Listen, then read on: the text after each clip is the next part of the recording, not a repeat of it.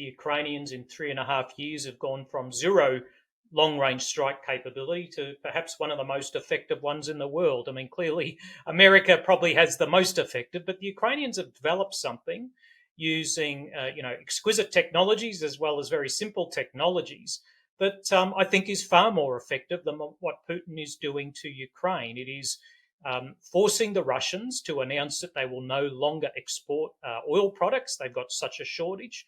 You're seeing shortages extend to the fuel pumps now in Moscow.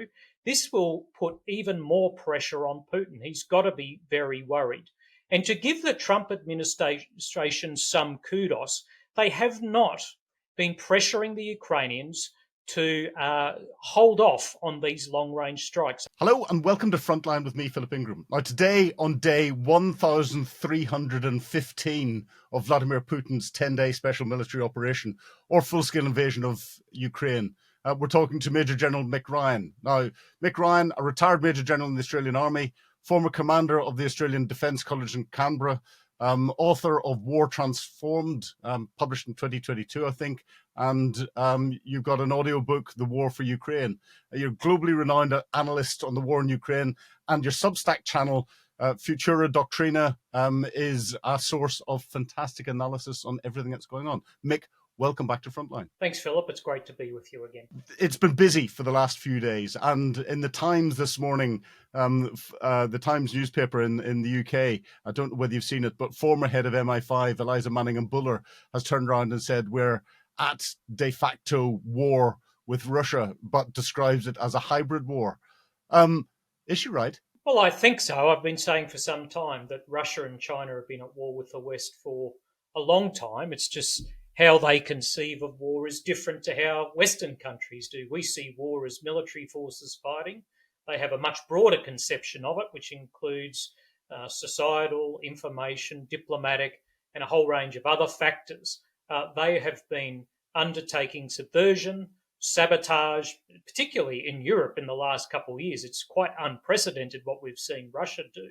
And I think her views should be listened to. Her expertise and her experience makes her a true expert in this. And if that's what she says, I think we should be listening very, very carefully indeed. But then on the other side, the Russian Foreign Minister Lavrov has been turning around and increasing his rhetoric and saying that NATO is at war with Russia.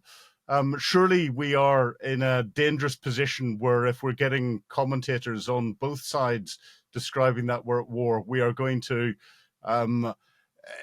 almost accidentally step into a much larger conflict. Is that danger very real? I think it's very real. Most big wars start through miscalculation, not deliberate calculation. Although the great thing about Lavrov is we always know when he's lying, his lips are moving. But Putin clearly wants to discourage the West from supporting Ukraine, from undertaking further sanctions against Russia. And this is his way of doing it. And of course, the narrative that NATO is at war with Ukraine not only justifies in Putin's mind the war against the Ukrainian people, it also justifies further aggression against Europe and not bringing home Russian soldiers should they lose this war and redeploying them elsewhere. Putin does not want hundreds of thousands of angry Russian soldiers on Russian streets. He wants them deployed, and picking fights with the rest of Europe is potentially one of the ways he does this. Now, General Kellogg, who is Donald Trump's military representative to Ukraine, on Fox News last night turned around and said, Russia is not winning the war in Ukraine. Ukraine can challenge Russia much more aggressively if more US weapon systems are supplied. President Trump has authorized certain long-range strikes into Russia with US weapons. Russia should have no sanctuaries. Is he just articulating a complete change in stance from Donald Trump? And I know your article that the most recent article that you've published in your Substack starts to talk about the supply of Tomahawk cruise missiles and the importance of that. Do you think we're going to see that? Is this General Kellogg setting the conditions for that to happen? Well, General Kellogg's view is a welcome one, although for many analysts that's been the view for probably a year now, that it is not possible for Russia to win this war at the moment. They have neither the ground or the aerial capacity to do so. Their large-scale aerial terror attacks against the Ukrainian people are not cowering the Ukrainian people. It's only making them more determined to not be occupied by Russia. But it does represent a shift in the narrative, in the rhetoric from the Trump administration in the United States. And indeed, we've seen that from Trump himself in the last week, who's talked about what has been an aimless war from the Russians and the sanctions that have caused gas lines. And even J.D. Vance, the US Vice President, in the past 48 hours has been rolling out a very similar narrative about the Russians not wanting to negotiate, not wanting peace. So this is potentially a very major shift by the Americans. But, words are one thing, action is another. And if the Americans really believe that Russia can be pressured to come to the peace talks in a way they can't at the moment, they're going to have to step up with more weapons and a whole range of other support to Ukraine on top of what Europe is doing. Well, on the action side of things, we ever since Ukraine announced the development and use of its Flamingo long-range cruise missile, we have seen sustained attacks against Russian critical oil and gas infrastructure, against its railway infrastructure, against military command posts and elsewhere. And it seems as if Ukraine is stepping up these targeted attacks. Do you think they're having the desired effect? And do you think that it's got Putin properly worried? I think it really does. I think the Ukrainians in 3.5 years have gone from zero long-range strike capability to perhaps one of the most effective ones in the world. I mean, clearly America probably has the most effective, but the Ukrainians have developed something using, exquisite technologies as well as very simple technologies that I think is far more effective than what Putin is doing to Ukraine. It is forcing the Russians to announce that they will no longer export oil products. They've got such a shortage.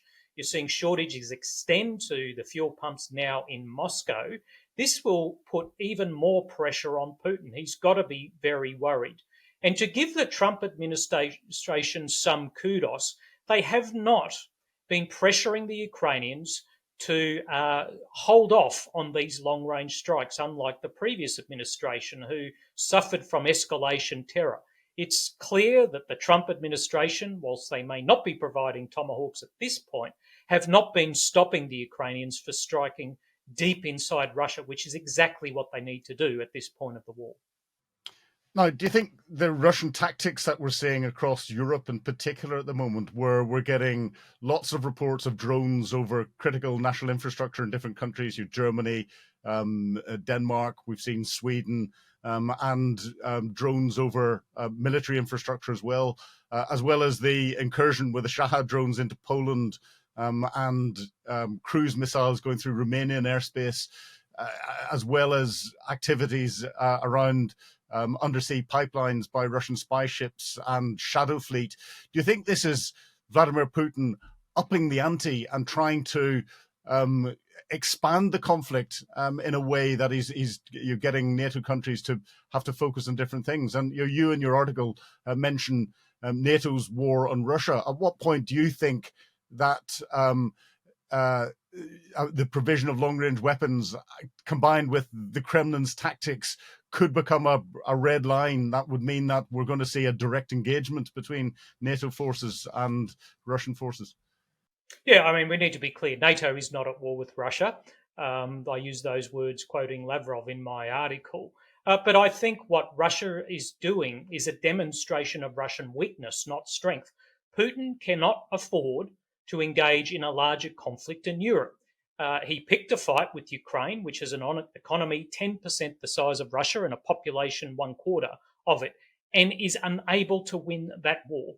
Europe and NATO has an economy orders of magnitude beyond Russia's, has a military that's vastly more powerful. What Putin is trying to do here is have Europe back off and not support Ukraine. He cannot, if he picks a fight from Europe, win such a conflict. He is just in such a weak position at the moment. So we need to see these attacks for what they are. They are a sign of Russian weakness, not of Russian strength, and it calls for determination, pushing back, and enhanced deterrence against Russian threats. Do you think this is why we're seeing a change in the rhetoric coming out of the United States? Somehow or other, Donald Trump has been persuaded that Russia is losing, Putin cannot win, and therefore, it's the quickest way to end this conflict is to give Ukraine the wherewithal to effectively deliver the final shot and put poor Putin out of his misery. Well, I think President Trump, I mean, he's well known. He doesn't read a lot of his intelligence briefs, but he does have a knack for sniffing out losers. And I think potentially he sniffed out Putin as a loser. And he wants to be on the side of the winners. And potentially that was part of the rationale for his social media post last week. Now, it could also be part of the rationale for walking away and saying Europe over to you as well. And, I think some commentators have made that case and there's some evidence for that.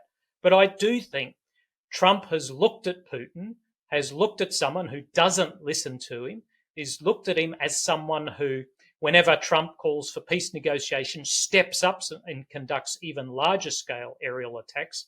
I think Trump is starting to see Putin as a loser. Let's hope that Trump is able to follow through with more help for Ukraine.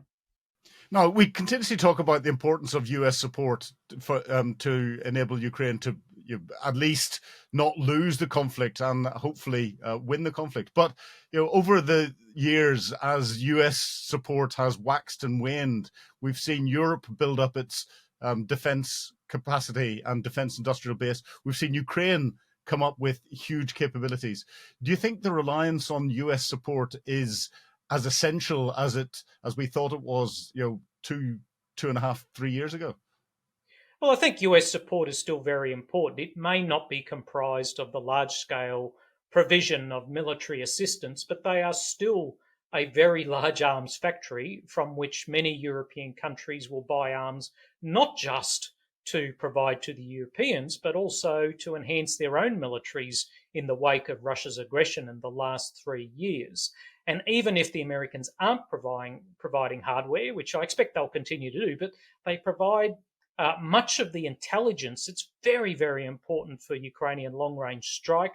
They provide a coordinating mechanism for the provision of aid. They have provided financial assistance. They're providing ongoing training assistance. So America's role in this war is important. And once again, to be fair to the Trump administration, whilst they have not asked for further packages from Congress to aid Ukraine, there's a whole lot of other assistance that they've continued with. Yeah, well, Donald Trump doesn't seem to go to Congress to ask permission to do stuff. He signs executive orders and it gets done. But the use of U.S. long-range missiles, if that happens, after what General Kellogg has said, will be significant. What we tend to see are the Russians then coming out with more nuclear threats. And they tend to liberally spread around this nuclear word. Do you think that's what we'll see in reaction once they find out that the first long-range US weapons have been used? And should we take it seriously? It seems to worry a lot of European nations. Well, I think that's very likely from Putin, even though we need to stress that the use of Tomahawks in this war is not an escalation. Russians have been using long-range missiles with the same range as the Tomahawk, with the same size warheads since day one of this war. The provision of Tomahawks would just level the playing field when it comes to long-range strike. It would not be an escalation. That said, Putin would love to portray this as an American escalation, as a NATO escalation. He will certainly rattle the nuclear saber. It's kind of worked for him in the early days of the war, but I think NATO and the Americans are now wise to that trick. I don't think it will be as effective this time as it might have been in the first year or two of the war. Yeah, it's the old game of crying wolf too much, and he's not going to get away with it. But Tomahawks. What are Tomahawks going to bring that the Ukrainian Flamingo missile isn't bringing? Because it seems to have a smaller warhead. It hasn't got the 3,000 kilometer range, and therefore, why are they so significant? Well, I think there's a few things that differentiate it from just about everything else in the Ukrainian arsenal, including the Flamingo missile. It has a range out to about 2,500 kilometres, which is a pretty extraordinary range. It is able to move much more quickly than the vast majority, even all Ukrainian drones and missile hybrids. It carries a half-ton warhead and is extraordinarily accurate, more accurate than just about any other missile on Earth. So it brings that on top of everything else. It would complement the Flamingo missiles, not replace them, because it is more likely to penetrate Russian air defenses than any other missile that the Ukrainians might have. I mean, the Ukrainians would not ask for it if it didn't offer something additional to their overall long-range strike arsenal. It would, and hopefully they will get them in the short term. Yes, it's interesting. I remember talking about targeting Tomahawks in a past life, and working out which window we wanted to fly it through in a building, and that was quite a few years ago. And the accuracy's got even better since then. But it's the stealth technology that seems to be the clear bit. But Ukraine seems to be at the moment carrying out systematic attacks against military and air defense targets through Crimea, and almost creating a clear path of air defense down towards the Kerch Bridge. We've seen the logistic routes by land into Crimea, the railway routes attacked in recent days and weeks, and Russia's now starting to move fuel into Crimea across the Kerch Bridge. Do you think it's only a matter of time before we see that being attacked again? Well, possibly. I think Ukraine has two strike campaigns going at the moment. One is economic warfare, which is targeting Russian oil infrastructure with an aim of degrading their export revenue and their ability to fund the war. And the other campaign is targeting military, operational and strategic targets, whether it's defence industry, munitions plants, or those air defence radars that we've seen them targeting, the air defence systems, the helicopters in Crimea. That isn't a significant shift. The focus on Crimea is somewhat of a shift. It's a geographical shift, but we should be cautious here. Is it to presage some kind of larger operation against Crimea and the Kerch Bridge, or is it to distract us from something else the Ukrainians might do? I mean, they have proven themselves to be very good at strategic and operational deception in this war so far. So we should be cautious about seeing this as, the first phase of something against Crimea. It might presage something entirely different. So do you think, we've got the war's being fought on the front line, according to all commentators, but that's the tactical battle. And what Ukraine is doing in attacking Russia's ability to continue to support the tactical battle by hitting the logistics, hitting the fuel, hitting the economy, is an operational level conflict. Do you think that the commentators on the Ukraine conflict have generally got it wrong beforehand, because they seem to be measuring who's winning and losing by how the front line at that tactical level in the east is moving? Well, possession of territory is clearly one of the measures you can use to see how both Russia and Ukraine are doing in this war. Russia is clearly taking ground, but it's very small parcels for very large costs. And if you have a look at their advance in Kharkiv, they're nowhere close to taking back all the ground they lost when the Ukrainians conducted their 2022 Kharkiv offensive. But we need to look at other measures to see how the war is progressing. I think the Ukrainians' global information campaign to continue support, keep them on the front page, and to deny Russian misinformation about the war is important. I think the Ukrainian diplomatic offensive to win over Donald Trump and his administration has been very important in the last 8 or 9 months. It's certainly got better since the 28th of February in the Oval Office. And the long-range strike campaign is clearly a part of how we measure progress in this war. And I think if you take all those things together, they demonstrate that Russia is not doing well. Russia can't win the war from this point, given what they're investing in it, and Ukraine is well postured to hurt Russia even more in the coming months. No, we're seeing innovation on both sides, and it's obvious the innovation that we're seeing from the Ukrainian side. But the Russians have been innovating quite a lot as well. Do you think they've got the military capacity, the military wherewithal, the experience to continue to innovate their tactics? And how are they managing to sustain that, given the huge casualties that they're suffering? And those casualties will be impacting their senior commanders and their troops with actual military experience.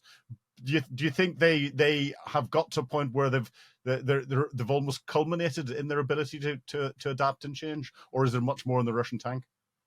No, I don't think they've culminated in their learning and adaptation approach. The Russians, over the last 3.5 years, have done what I call learned how to learn better. They certainly started behind the Ukrainians when it comes to battlefield learning and adaptation, but they've caught up. And if you talk to some Ukrainian junior leaders and tactical commanders, in some areas the Russians are quite innovative and are adapting even faster in some respects than the Ukrainians are. We can never assume our enemy is an idiot. We must assume they're at least as capable as us. And I think at the moment, the Russians have proven to be, if not innovative, very fast followers of the Ukrainians with an extensive defense industry where they can industrialize their lessons very, very quickly indeed. So, the Russians are learning, they're adapting, they're learning to learn better, and they're sharing lessons with China, North Korea, and Iran in a new global adaptation war. Well, I'll come on to that in a minute, but the Ukrainians have been adapting and they've been restructuring their armed forces from a regional based, geographically based military capability into more of what we'd recognize from the West in a core structure that's giving them a greater ability to maneuver. And we saw the use of the Azov Corps, one of the brigades of the Azov Corps, in cutting off a Russian offensive that managed to break through Ukrainian defensive lines just north of Pokrovsk, and had the potential of dislocating Ukrainian defenses. Do you think the Ukrainians, this new core structure is beginning to work? And give those that are listening a flavour for how difficult it is to adapt your structures and your tactics whilst you're fighting a high-intensity conflict. Well, the core structure replaces one of the more ad hoc command features that the Ukrainians used for the first 2.5, 3 years of the war.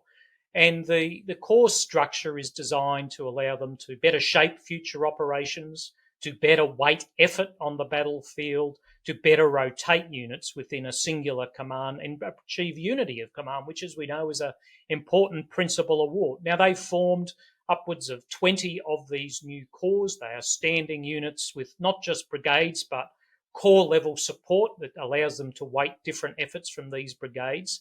The Azov Corps, which was obviously formed from the Azov Brigade, which is a highly effective fighting force, one of the most effective in the entire Ukrainian military, is, I think, an initial example of how a corps structure can make them more tactically as well as operationally effective. Now, we'll see over the coming months as corps structures bed down, as corps leaders are selected, and they begin to kind of shake out and conduct sustained operations defending against the Russians, and indeed, potentially at some point, more offensive operations. Yeah. Now, you mentioned the link between what Russia's doing and providing that learning out to China and to North Korea. We've got Xi Jinping sitting there pondering over Taiwan as to whether he's going to try and take it militarily. We've seen massive displays of his military capability, and the clear innovation that there is in the professionalization of the Chinese military. Does he need Russia to learn lessons? Is he using his link with Russia almost as a method of beta testing a lot of Chinese capability? And where do you think he is on that decision-making spectrum of take Taiwan by force or not? And where does North Korea play in this? Well, there's several books in that question, but I'll have a go at a couple of bits of it. Firstly, the Chinese are definitely learning from the war in Ukraine. They have demonstrated the ability to learn from other people's war ever since the Falklands War, the 1991 Gulf War, which really kicked off a major transformation effort that we've seen over the last 3 decades. The war in Kosovo, 2003, war in Iraq, the war in Afghanistan. They've learnt a lot of lessons, not just about battlefield operations and the use of drones and electronic warfare, but about strategic leadership, how Western alliances respond to how Russia is acting, about defense industry, about information warfare. So they're learning these lessons. You can see this in the Chinese military literature, in their academic literature, in the new doctrine that's being published, and in the speeches of President Xi Jinping. So they are learning, but the reality is you don't really know how they're going to perform until they're called upon to do it. And we should be very careful to understand that parade effectiveness is not the same as military effectiveness in war. We have to judge them based on how they perform in war, and we just don't know that about the Chinese yet.